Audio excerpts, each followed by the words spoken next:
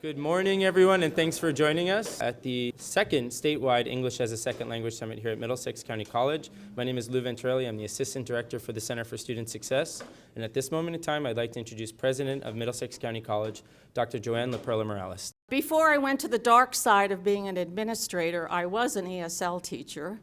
So I know some of the wonderful things that you face every day with your students. I know the students who come back as adult students who are learning how to speak so that they can communicate with their children and with their neighbors. I know about the students who come from high school who say, oh no, I thought I already did ESL. Why do I have to do more ESL? And they go on to become Phi Theta Kappa students. Some of our students come and they become our ESL students. They start as ESL students and they become valedictorians. We've had that in the last few years. And I know about the students, and this is always the best as an ESL teacher, when you finish your class and someone is walking out the door and they turn to you and say, thank you, teacher. I don't know of any other students who do that except ESL teachers.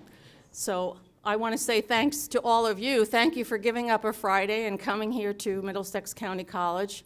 You see we have a beautiful campus. We do have a little disruption going on. We have two buildings going up at the same time. One will be a center for all of our student services because right now our students have to walk to the other side of the campus after they register if they want financial aid, and we never know if they come back or not, so everything's going to be in one building. And the other building is going to be a science building for chemistry and biology labs. We're celebrating our 50th anniversary this year, and I think our labs are the original labs when we opened the college. So if you see a little disruption on campus, please excuse us. So I hope that today you will just have the opportunity to maybe just get one new idea or one thing that you can bring back to your campuses. So thanks for being here. I'm sure if all of your presidents were here, they would say, thanks for coming on a Friday and for engaging with your other colleagues across the state. Have a good day. Well, thank you, Joanne, President Morales. I'm Larry Nespoli with the Council of County Colleges. I think most of you know the council is the state organization for New Jersey's 19 community colleges, and it's because of people and presidents like Dr. Morales. There is power in collaboration, and so the leadership that Joanne provides here at Middlesex, I can tell you directly that she's been one of our go-to people at the state level, chairing our group, chairing committees, and so there is power, and your presence here today reflects this notion that there's power in collaboration. And so thank you to Middlesex for hosting us. Middlesex, by the way, also hosts our Center for Student Success. So you'll hear more from Lou, who you just met, and Dr. Jacinia Mattis later. Has a facility, thanks to Joanne and her team here at Middlesex. And so, like Joanne, I want to thank all of you, first and foremost, for what you all do, especially for our students. It's so very important what you do. And I think you'll agree, it's really hard work, isn't it? I mean, there's just no easy answers in this community college world and in the ESL world in particular. And I guess if we can be a bit self-reflective on a Friday morning, it's been a tough week for our country, you know? Baltimore. I cut my teeth in this business at Howard Community College, right outside Baltimore City. And have we made great progress in our country? Of course, but still work to do. Where are our friends from Essex County College? I think we're right here. Well, I'm looking around your table. I don't know that any of you are old enough to remember well the Martin Luther King riots. Now, thank God this week's events aren't of that nature. But the symbolism of Essex, you know, Essex County College is built on what were the ruins from the Martin Luther King riots. So I love that symbolism of from those ashes came one of our premier community colleges. And that's the great work that you do. And I think our frustrations as community college leaders is we know the solution. You live the solution. And our offices are in Trenton. And what I'm going to say about Trenton and Mercer County is similar in your communities, especially as the weather gets nicer in the summer. You know, as I drive into work, you see too many young people, maybe not so young people, just hanging out. And I know that Mercer's Trenton campus is, 2 blocks up the road. And if we could just we're doing God's work, we're doing great work in connecting those people to the resources. But the events of a week like the one we just had show us that we've got to do better. We've got to do better, and one of the ways we're doing better is symbolized by you here today. We need to develop clearer and quicker pathways. Clearer and quicker pathways to our colleges and through our community colleges to a transfer institution, to a good family-sustaining job. And that's a good introduction to the next folks that are going to greet you, because here's the New Jersey story on how we're doing better. I'm going to introduce in a second a couple of our campus leaders, Mark McCormick, Eric Friedman. I think Mark will come up first. They are perfect examples of great campus leaders who get paid to be great campus leaders, but they get the importance of statewide leadership. So Eric and Mark, Maris Lown, who's not here today from Union. Where's Union? Tell Maris we bragged about her. They have led this statewide, not a Union, not a Middlesex, not a Hudson, but a statewide conversation about ESL. So important to our sector. And the second part of how New Jersey has figured this out, is figuring it out, is we've got great leaders at the state level as well. We're very proud New Jersey is one of only 3 states a couple of months ago that got a major grant from the Kresge Foundation to create a center for student success, to work with great campus leaders. So we've got great campus leaders partnered with some resources at the state level doing great work. So can't let a week like this one get us down. There's help coming from people like you just around the corner. We're making great progress, but your presence here today makes the point that we've got to do better, and we will. And ESL is such an important part of what we do. And you'll hear from Mark now. Mark, if you could come up. Mark and Eric and Maris, with your help, thought this second event, how many of you will remember? I hope most. We had an ESL summit, time flies, a year ago, brought in some national leaders. But this one in particular, we got good coaching from you all, that we wanted to hear from some of the New Jersey success stories. And so we're going to have a keynoter from New Jersey. We're going to have concurrent sessions from New Jersey. And sharing best practices, sharing the good work, power through collaboration. And so, Mark, welcome to the podium. Thank you, too, for hosting us. Thank you all for being here and for the work that you do. As Larry just indicated, this is an ongoing conversation about ESL at the state level that now involves all of you again and sharing best practices among the different colleges. We're glad you're here. We look forward to a good day. I want to set the context with some statistics you may already be familiar with. These come primarily from the U.S. Census in 2010, as updated in 2011, 2012. But the numbers are pretty staggering in terms of the people out there who speak English, who do not speak English as their native language, and how they need services. From the 1980 to 2010, 30 years of data, we've increased 140% the number of people who speak a language other than English at home. In 2010, 21% of U.S. citizens speak a language other than English at home. In New Jersey, that's 30% of our population speak a language other than English at home. We have on our campus 900 students, 8% of our population, who are in ESL courses. Across the nation, 68% of the population who speak English other than English at home are concentrated in 6 states: California, Florida, Illinois, New Jersey, New York, and Texas. So we're at the forefront here in New Jersey of an epicenter of folks who need our services. And we're looking forward to a conversation with you today about how we can do more to help them get to a place where they can speak English. I have the pleasure now of introducing my colleague, Dr. Eric Friedman from Hudson County College, to talk more about the context for today's presentations. Please welcome Dr. Friedman. Another warm welcome, this time from Hudson County Community College in Jersey City and Union City. We started this initiative a couple of years ago, and I'm so glad to see that it's moving along and that people have been inspired and provoked by some of the things that we discussed and then put down in our white paper. Today's about practice. We've talked about theory before. I'm sure you'll see how some of this theory plays out in practice. But today is really about practice and sharing best practice and being able to discuss together some of the things that another campus is doing that may be of great benefit to your campus.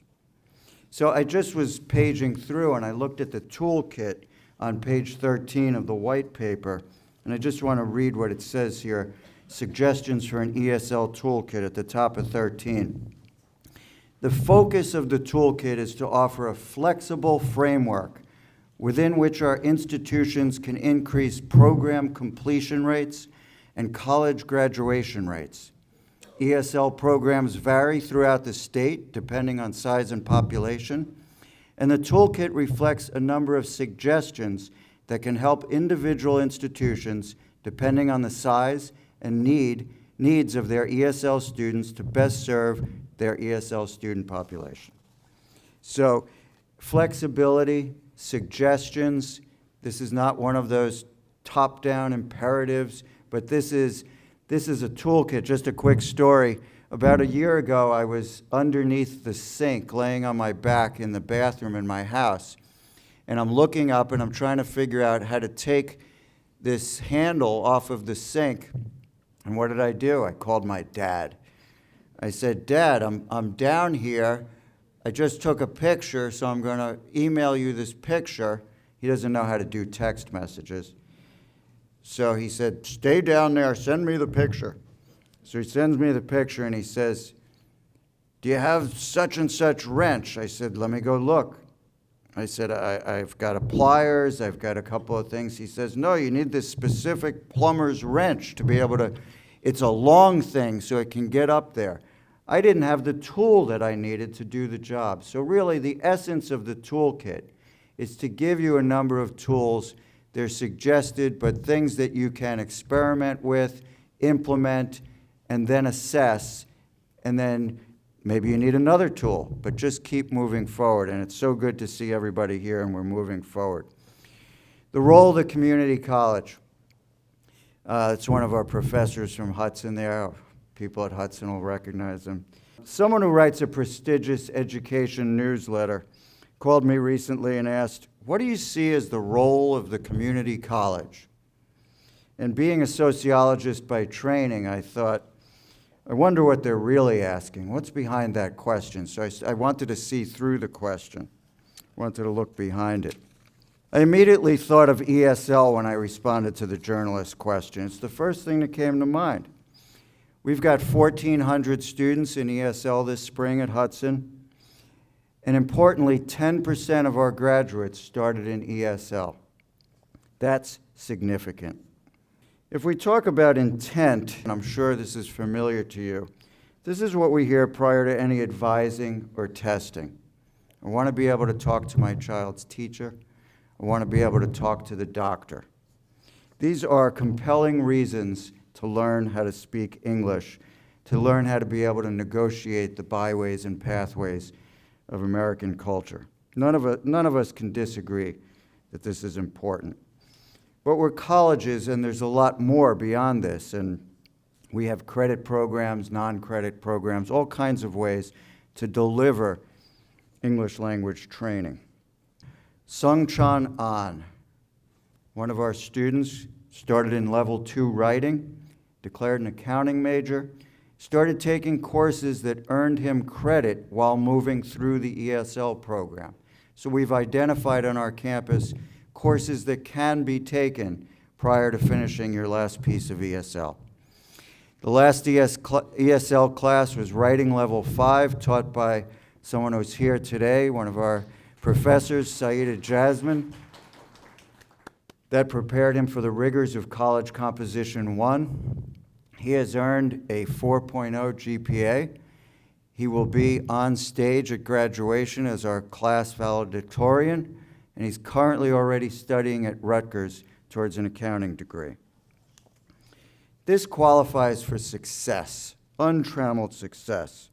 If our role at the community college is to enable potential to surface and to see the light of day, this is success. And there's many stories like this. So what are some of the things that we're doing at Hudson? We're working on condensed courses, intense approaches to language learning. That means condensed shorter times to credit and credit-bearing classes. And we all talk about being able to beat the financial aid clock, not eating up all of that financial aid in foundational classes, in ESL classes. and we're really, really focused on targeted support. We've expanded our services in tutoring and the Writing Center. Joe Pascal, our Writing Center Director, is here today. Give him a hand. Targeted support, and we're about to launch a Grassroots Completion Institute at Hudson, where we bring the most passionate people together, advisors, teachers, and we just make ourselves available to find out what are the blockages, why are people getting stuck, something else new for us. We have a proposed certificate of achievement. Elena Narabecki, the director of ESL at Hudson, is also here, and she's championed for this. ESL plus 13 credits in speech, intro to computers, math or bio, and a social science class. It's a recognition of achievement. It's not an academic credential, but it's a recognition, it's a certificate. We hope and we will track it to improve retention and, importantly, to improve employability when a student goes out, seeks employment, and is able to say, I've got these first pieces in place, I'll continue to move forward, but I have achieved this. This is important. And I know that the folks at Camden are working on certificates as well, vocational certificates. Other initiatives in placement and testing, which is one of the areas in the white paper, we're undergoing a review of our branching system. So students answer a series of questions and then they branch off and it takes them to different tests for placement. We're also actively hiring bilingual advisors that represent multiple languages, not just some of the standard languages. The mission, the mission is clear, the mission is compelling to provide educational opportunities across the spectrum, to meet students where they are, whether they know the language a little bit, not at all, or they're very good with the language, and to enable success in all that that means. So if someone asks you about the role of the community college, ESL is at the heart of the response. Enjoy the day, we're glad you're here, and be purposive about what it is that you're doing. This is extremely important work. It's the first thing that came to mind when they asked me about the role of the community college, and I am so, so glad that we are continuing with this, that we grouped up again here today, and that we're going to continue moving forward. Thank you.